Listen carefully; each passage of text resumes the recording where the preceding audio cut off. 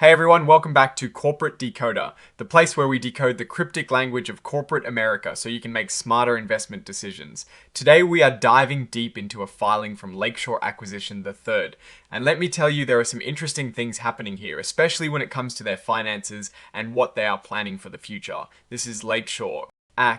Accession III Corp's annual report for the fiscal year ended the 31st of December 2025, and it gives us a peek into a company that is essentially being built from the ground up after its public offering. Before we dive in, if you love getting these no fluff, straight to the point analyses of financial reports, make sure you are subscribed, and for those of you who want to connect with other finance enthusiasts and get more exclusive content, join our Discord community, linked in the description below. So what is Lakeshore Acquisition III Corp all about? Well, they are what is called a blank check company. That means they raise money by selling shares to the public with the intention of using that money to acquire another company. This is also known as a business combination. They are essentially a shell company looking for a good deal to buy. The report covers their journey from October 2024 all the way through December 2025, which is a pretty interesting period for a company that has just gone public. Let's talk about how they got their funding. They had an initial public offering, or IPO, on May 1, 2025, where they sold units, each unit containing an ordinary share. And in total, they raised $69 million from this IPO, plus an additional $2.8 million from a private placement to their sponsor Redone. Investment Limited, this money is crucial because it funds their search for a business to acquire and supports their operations until that happens. Now for the nitty gritty, the financial picture for the year ended the 31st of December 2025, Lakeshore Acquisition. The third corp reported a net income of $1,257,633. This might sound high for a company that has not really started its main business yet, but it is mostly due to interest income earned on the money they have set aside in their trust account they earn. At a substantial $1,858,017 from these investments, which is good for preserving their capital while they look for a target. Looking at their balance sheet as of the 31st of December 2025, they had total assets of over $71 million. A significant portion of this $70.8 million is held in their trust account. This account is like a safety net for the money raised from public shareholders. If they do not find a suitable business to acquire within a certain time frame, this money is returned to those shareholders. Their expenses for the year 2025 were around $600,384, which were mostly general and administrative costs. This is relatively low considering they are operating as a public company aiming for a major acquisition. They also had a small net loss of $14,124 in the short period.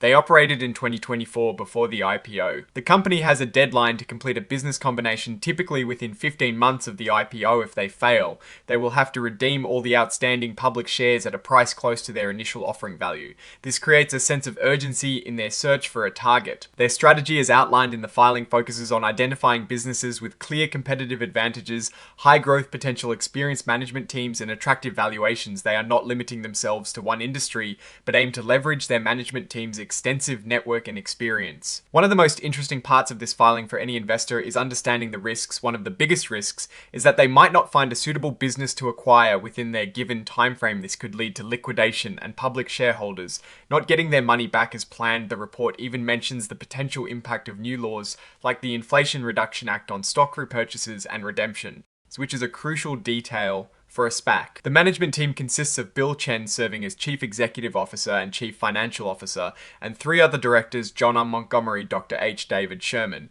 and Brian Ferrier. Their backgrounds are diverse, covering finance, investment banking, and business strategy. This experience is vital as they navigate the complex process of finding and securing a business combination. Their business strategy is to identify opportunities in North America, South America, Europe, or Asia, and they plan to use their team's connections and expertise to make that happen. The report doesn't hint at any specific target business yet, so the search is actively ongoing. As required by SEC regulations, the company has also put in place controls and procedures related to their financial reporting. Their management has evaluated these controls and believes they are effective. This is important for maintaining transparency and trust with investors. When it comes to compensation, the report states that prior to their business combination, no compensation has been paid to officers or directors other rather than reimbursement for out-of-pocket expenses.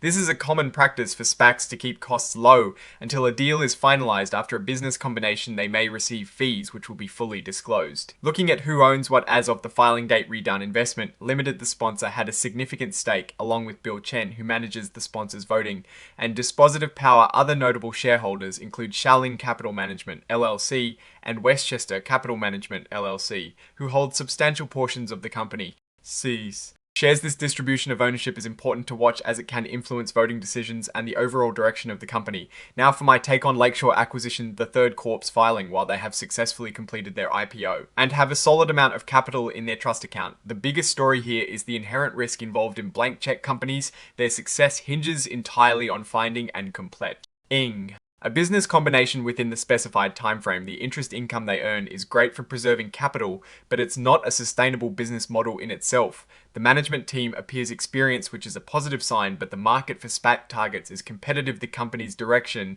is to find a promising business and bring it public. The strength lies in their experienced management team and the capital they have. Raise the weakness is the ticking clock and the possibility of not finding a suitable acquisition.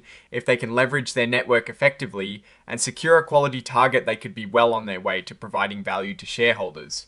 However, the risk of failure and liquidation remains a significant factor. The current financial state shows a company in preparation with most of its assets in a trust account awaiting deployment. Alright, that is our deep dive into Lakeshore Acquisition, the third Corp's latest annual report. What do you think about their prospects in the SPAC model in general? Let us know your thoughts in the comments below. If you found this analysis helpful, please hit that like button and subscribe for more corporate breakdowns. Don't forget to check out the Discord community in the description if you want to further discuss these topics. Thanks for watching, and we will see you in the next episode.